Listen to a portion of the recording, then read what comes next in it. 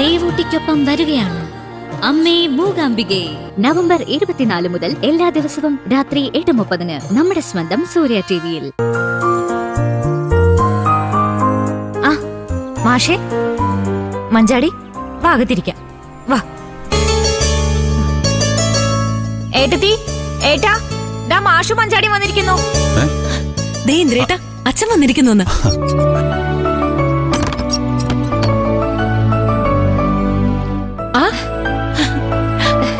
ചേച്ചാ, മഞ്ചാടി, എന്താ രണ്ടാളും പെട്ടെന്ന്? നിനക്കെങ്കിലും ഒന്ന് വിളിക്കായിരുന്നില്ലേ മഞ്ചാടി? ഇങ്ങോട്ടേക്കാ വരുന്നേന്ന് ഞാൻ പോലും അറിഞ്ഞില്ല ചേച്ചി. ഇവിടെ എത്തിയപ്പോഴാ എനിക്ക് കാര്യം പിടികിട്ടിയത്. ഓ, അല്ല, അച്ഛൻ ഇവിടേക്ക് വരാൻ പ്രത്യേകം അറിയിക്കേണ്ട കാര്യമുണ്ടോ? ഇവിടേക്കാണെങ്കിൽ മഞ്ചാടി വന്നില്ലോ എന്ന് കരുതിയായിരിക്കും അച്ഛൻ പറയാതിരുന്നത്, അല്ലേ അച്ഛാ? അതൊന്നുമല്ല, എല്ലാവർക്കും ഒരു സർപ്രൈസ് ആകട്ടെ എന്ന് പറഞ്ഞില്ലെന്നേ ഉള്ളൂ. കുടിക്കാൻ എന്താ ഏട്ടത്തി എടുക്കണ്ടേ? ചായ എടുക്കട്ടെ? ആ, നിനക്ക് ഇഷ്ടമുള്ളത് എടുത്തോ. അച്ഛാ, നമുക്ക് അകത്തേക്ക് ഇരിക്കാം, വാ. വേണ്ട ഇന്ദ്ര, ഇവിടെ സൗകര്യം ഉണ്ടല്ലോ. എന്നാ നമുക്ക് അങ്ങോട്ടിരിക്കാം.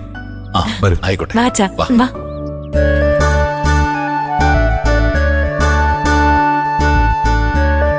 അങ്ങോട്ടിരിക്കാം അച്ഛാ.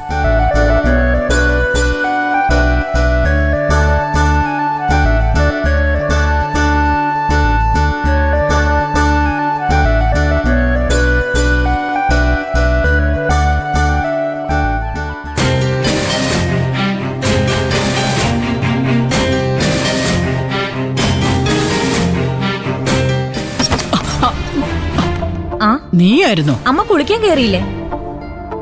ആ, പതുക്കെ കുളിക്കാം.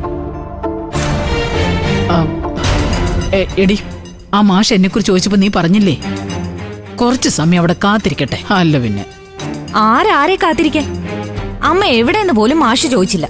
ആ, അമ്മ സൗകര്യം പോലെ തേച്ചൊരിച്ച് കുളിച്ചിട്ട് അങ്ങോട്ട് വന്നാ മതി. എടി,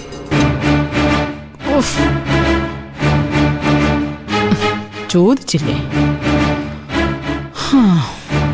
മഞ്ചാടി ഇനി ഹോസ്റ്റലിലേക്ക് പോവാതെ വീട്ടിൽ തന്നെ താമസിച്ച് കോളേജിൽ പോയി വരാന്ന് തീരുമാനിച്ചതായിരുന്നു.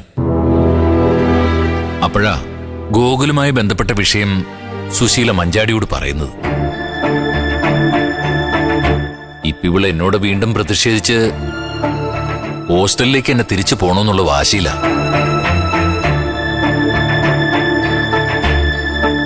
കുട്ടികളെ ഇല്ലാത്ത കാര്യങ്ങളൊക്കെ പറഞ്ഞ് തെറ്റിദ്ധരിപ്പിച്ച് കുടുംബത്തിൽ നിന്ന് അകറ്റാൻ ശ്രമിക്കുന്നത് ആര് ചെയ്താലും അത് അംഗീകരിക്കാൻ പറ്റുന്ന കാര്യമല്ല. പണ്ടൊക്കെ സുശീല എന്ത് ചെയ്താലും അത് കണ്ടില്ല കേട്ടില്ല എന്നൊക്കെ നടിക്കാറാണ് പതിവ്. ഇനിയിപ്പോ അതിന്റെ ആവശ്യമുണ്ടോ ഇന്ദ്ര? ഒരിക്കലും ഇല്ല അച്ഛാ. അമ്മ എന്തിന്റെ അടിസ്ഥാനത്തിലാ മഞ്ചാടിയോട് അങ്ങനെ പറഞ്ഞതെന്ന് ഞാൻ ചോദിക്കാം. ഇന്ദ്രേട്ടാ, ഇന്ദ്രേട്ടൻ ചോദിക്കണ്ട. അത് അച്ഛനും മഞ്ചാടിയും തന്നെ ക്ലിയർ ചെയ്യട്ടെ, അതാ നല്ലത്. ഇന്ദ്രേട്ടൻ ഇവിടെ ഇരിക്ക.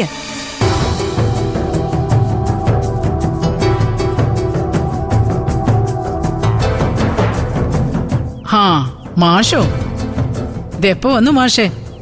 അല്ല, മോളെ ഇങ്ങോട്ട് അയച്ചിട്ട് ഇതുവരെ തിരിഞ്ഞു നോക്കാതായപ്പോ ഞാൻ വിചാരിച്ചു ആനന്ദം മാഷ് നാട്ടു നടപ്പും മര്യാദയൊക്കെ മറന്നെന്ന്. ചില സാഹചര്യങ്ങളിൽ നമ്മളെല്ലാം മറന്നു പോവും സുശീലേ.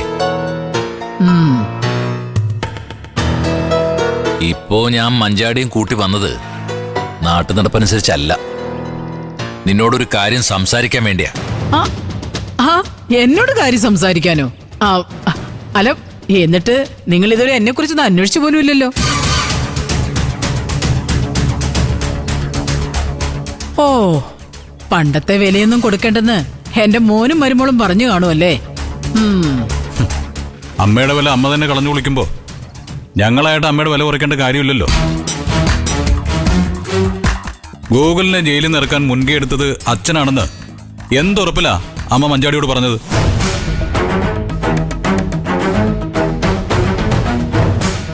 അത് മാത്രമല്ല സുശീലേ, നീ എന്റെ മോളെ വിശ്വസിപ്പിക്കാൻ ശ്രമിച്ചത് ജീവൻ രാജിനെ കള്ളക്കേസിൽ കുരുക്കിയ ശേഷം മഞ്ചാടിയെ ഗോകുലിനെ കൊണ്ട് കല്യാണം കഴിപ്പിക്കുകയാണ് എന്റെ ലക്ഷ്യമെന്ന് പോലും നീ ഇവളോട് സൂചിപ്പിച്ചില്ലേ? ഞാൻ സൂചിപ്പിച്ചല്ലേ ഉള്ളൂ മാഷേ. നിങ്ങളുടെ മകൾക്കേ അതിനു മുമ്പ് തന്നെ ജീവൻ രാജനെ എല്ലാവരും കൂടി ഒതുക്കാൻ നോക്കുകയാണെന്ന് സംശയം ഉണ്ടായിരുന്നു.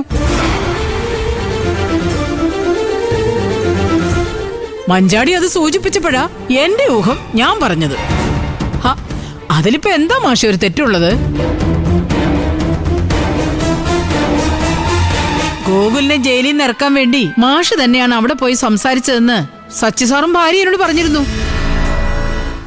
അത് നിഷേധിക്കാൻ മാഷിന് പറ്റുമോ? ഇല്ല, ഞാൻ ചെയ്ത കാര്യം എവിടെ നിഷേധിക്കേണ്ട കാര്യം എനിക്കില്ല. മഞ്ചാടി ചോദിച്ചപ്പോഴും ഞാനത് സമ്മതിച്ചിട്ടുമുണ്ട്.